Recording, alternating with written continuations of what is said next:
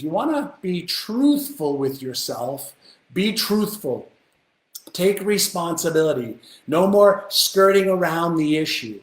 Okay? You have emotions. You are not your emotions. You have beliefs. You are not your beliefs. You have feelings. You're not your feelings. Are you living the life you love? That's the question of the day. Are you living the life you love? I'm going to answer questions right here today. Based on this topic, a lot of people are not living the life they love. They have a life that they want to love, but are you living the life you love? And what's holding you back? Every Tuesday, we talk about a different topic. Today is living a life you love. I believe that everybody should have amazing health and wealth, and relationship and career and business and fun and experiences and charity, a life that you're proud of and a life that you love. So the question is, are you living a life you love? That's number one. Type in, yes, I am, almost, maybe not. And then what is holding you back from living a life that you're proud of, a life that you're excited about, a life that is fulfilling, and what is holding you back? So I'm going to be answering questions today. So as opposed to me teaching, which I will always do, right? So many of you know that, in my first book, Having It All, right up there, it was all about, designing the life that I love and writing down my goals for health, wealth, relationship, career, business, fun, experiences, charity, fun and experiences, etc. And then building, the plan, the inner game and the outer game. So what is your life like right now? What is holding you back? Like, what do you think is the number one reason that's holding you back? Maybe we can start off with, here's what's holding you back. One thing that's holding you back. Does anybody have any idea how many different types of fear there are? Does anybody know how many different types of fear there are in our brains that hold us back? Your amygdala, the emotional response center of the brain. But there are 50 different types of fear. 50 different types of fear that hold people back. And so when you think about it, what is fear, right? It's just an automatic trigger in is it in our conscious brain or subconscious brain? Where does fear get triggered? Anybody know? Where does fear get triggered? Is there a place in the brain that it gets triggered? Is there a circuit that lights up? There are 50 different types of fear. So what kind of fears do you think hold you back, all right? Right, so 50 different types of fears that hold people back. Fears are programmed in our subconscious, right? So fight, flight, freeze mode, the amygdala response, right? Or the amygdala automatic reaction. So some are rational, some are irrational. Why do you think we have such a highly sensitive fear response in our brain? Frankenstein part of the brain? Yeah, fear of failure is one of them, right? So fear of failure. So is it really the failure that we're afraid of, or is it the meaning that we give the failure? So if I fail, what does it mean or say about me? I want you to go deeper than the surface, right? So if I fail, what does it mean about me? Think about the meaning that we give things. Are there people that know that failure leads to learning, learning leads to success? Are there people that feel that failure leads to learning, learning leads to success, and therefore they want to fail forward? Right? Is it possible? Yes or yes? Fear of criticism. So when somebody criticizes me, what does that mean? Does it mean you're not good enough? Does it mean you're not smart enough? Does it mean you're not worthy? What does it mean if somebody criticizes you? Right? So what does it mean? Right? So somebody criticizes you or what you do. So if you care about what somebody thinks of you, doesn't that mean that your self-image doesn't think enough about you, so what they think about you overrides or meets what you think about you? Think beneath the surface of the ordinary, right? So fear of judgment. So if you judge me, then what does it mean? What does it mean? I want you to say, oh, it means I'm not good enough. Therefore, if somebody says something to you, they judge you, then you feel you're not good enough, which means it's a self-esteem issue. What has to happen in order for you to feel good enough so that you don't give a shit what somebody else says about you? One of the things I want you to be considering is, how do you level up your own self-worth, self-esteem, so that it really doesn't matter what somebody else says about you, criticizes you, judges you, blames you, tries to shame you, right? What if you had a high enough self-worth, self-esteem, self-image, the way you see yourself, so that an external input doesn't really matter to you, right? So if you think about, why is it that you have a low self-image of yourself? Why is it that you have a low self-worth? Or why is it you have low self-esteem, or lower than you'd like, right? Like, why? Let's go beneath the surface. See, listen, if you don't deal with the real problem head on, the problem just gets worse, right? If you don't deal with fear of judgment, fear of being criticized, if you don't deal with how you're automatically reacting to it, or why you move away from it, do you think it's ever going to go away? Yes or no? I think you know the answer to that, right? It's never going to go away. You're just going to reinforce a pattern that disempowers you, right? You're just going to reinforce a pattern that disempowers you, right? So ask yourself a question. How did you develop, and when did you develop, a self-image or self-worth or self-esteem, or lack thereof, over your life? Was it your teachers, your parents, your grandparents, your brothers, your sisters, right? How did you develop that pattern in your brain? I want to always come back to the neuroscience and neuropsychology of this, right? How many of you, by the way, have my newest book, Inner Size, The New Science to Unlock Your Brain's Hidden Power? Just curious, do you have my new book, Inner Size, Amazon bestseller? It's all about understanding your brain better and using it better for your success. But what happens is, were you born with a self-image or self-worth or self-esteem? So were you born in your brain? You had 100 billion brain cells when you were born, right? There weren't too many that were connected. Were you born with any self-image? Were you born with a self-image or self-esteem or self-worth? No. That means that there was a pattern that was developed in your brain, and any pattern in your brain that gets reinforced moves from an automatic pattern, or from a conscious pattern that you're gaining, to an automatic pattern, and it becomes part of what we call is automaticity. Do you know what automaticity is? Automaticity is your brain's automatic default mode network, just reacting to stuff without you thinking about it. So when you have this structure in your brain, this pattern in your brain, where somebody criticizes you, somebody blames you, somebody tries to shame you, you feel like you might be embarrassed, ashamed, ridiculed, or judged, 4 of the other fears that are there, then your brain's automatically going to trigger, okay, that fear response where you fight, flight, or freeze. That's an automatic trigger that somehow you developed over your lifetime, right? So the question then becomes, if this fear is holding you back, right, what are you doing or going to do to eliminate the fear? What are you going to do to let it go? So here's a question for all of you, all right? Here's a question.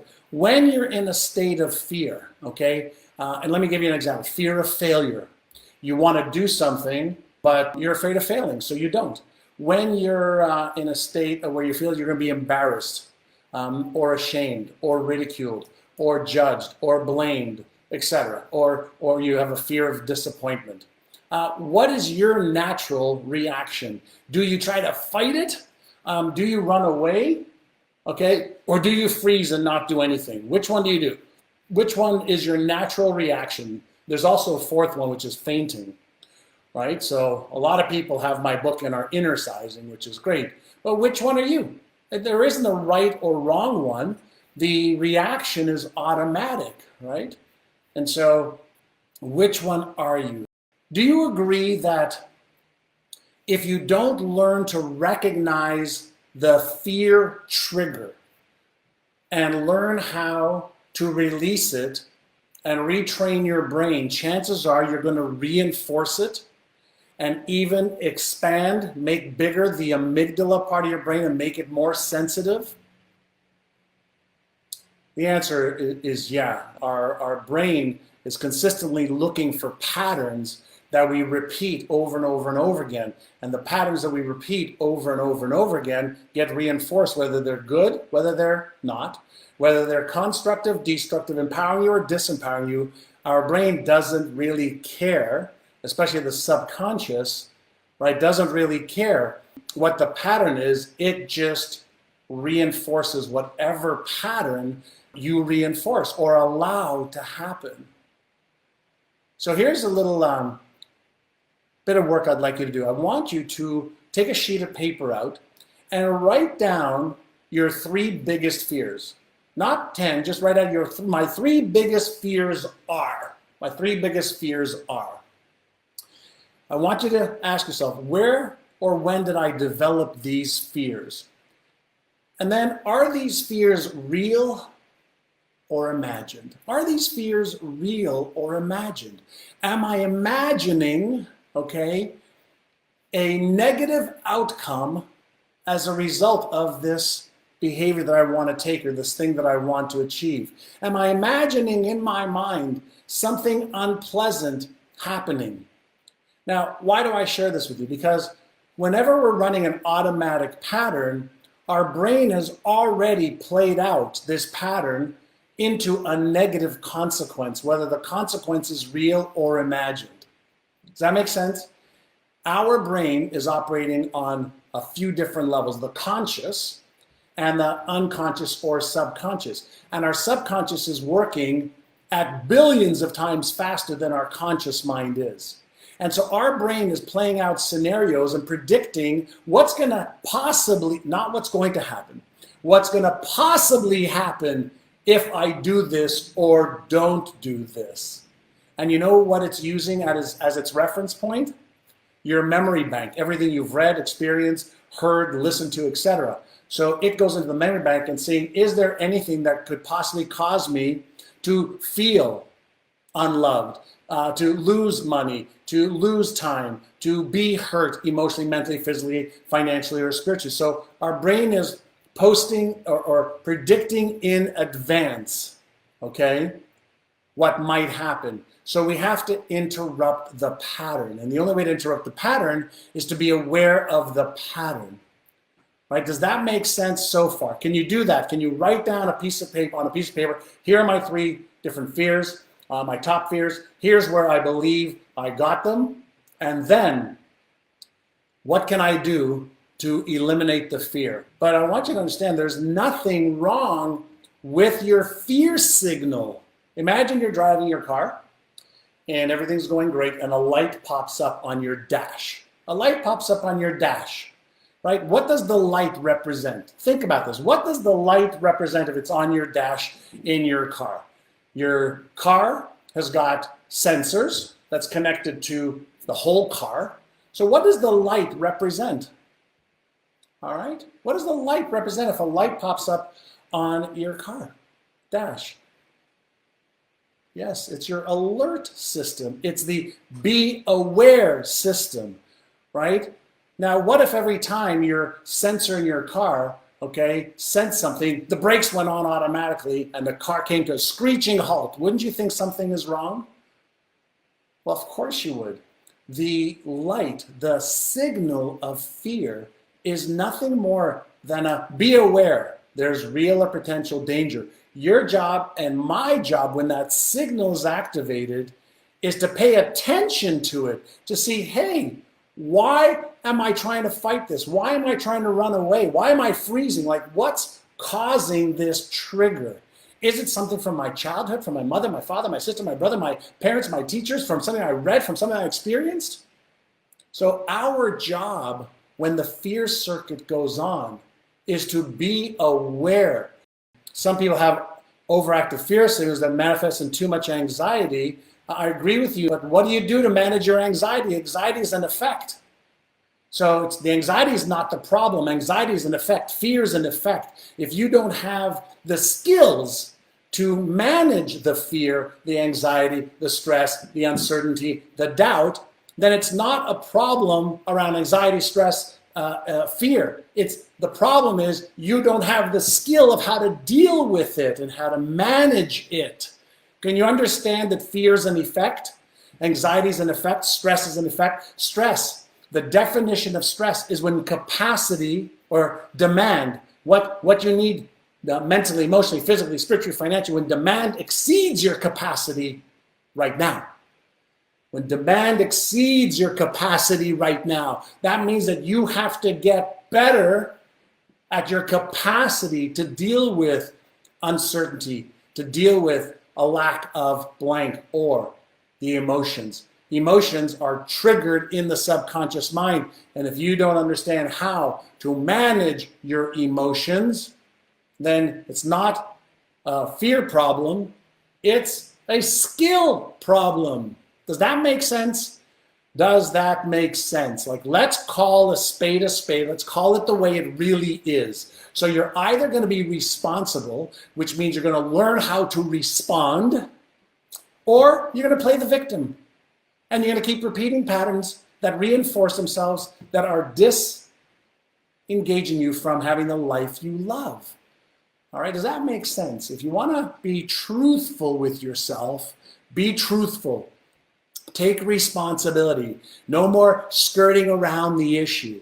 Okay? You have emotions. You are not your emotions. You have beliefs. You are not your beliefs. You have feelings. You're not your feelings. These are all things there. That there's cause and then there's effect. If you focus on cause, the effect will take care of itself. So if you don't have the skill, when would now be a good time to learn the skill? Right? When would now? Right now be the time to learn the skill. So stop waiting. All right? So this is just, a little bit of the work. And everything I like to do is like, what's happening in there? What's happening in the noggin? You have the most power.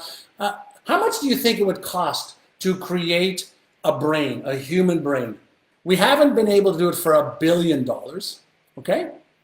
How much do you think it would cost just to recreate a brain? Any idea? Give me an idea. Give me a number. Give me a number.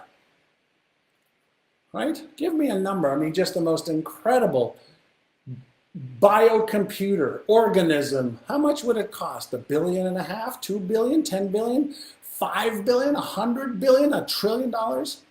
Every brain pretty much works the same way. Every brain pretty much works the same way, so that my brain, your brain, Einstein's brain, all works the same way, right?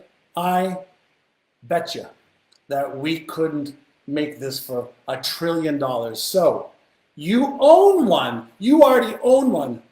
Our Creator gave one to you. If you have disempowering meanings, you're going to have disempowering feelings. If you have disempowering feelings, you are going to not take action, right? So failure, there's nothing wrong with failure. You failed, okay, when you started to walk. You failed in trying to brush your teeth. You failed at trying to learn how to eat. You failed at the alphabet. But you weren't a failure. It was a process that you needed to go through, and you could learn how to do the right things in the right order at the right time. Right? So reframe failure, reframe the meaning that you give things is one of the greatest techniques that you can learn. And can you use, okay, the latest in neuroscience to be able to help yourself achieve success faster. Hey, this is John, and if you liked that video, watch the next video because it is packed with things that you can do right now to achieve success way faster than ever before.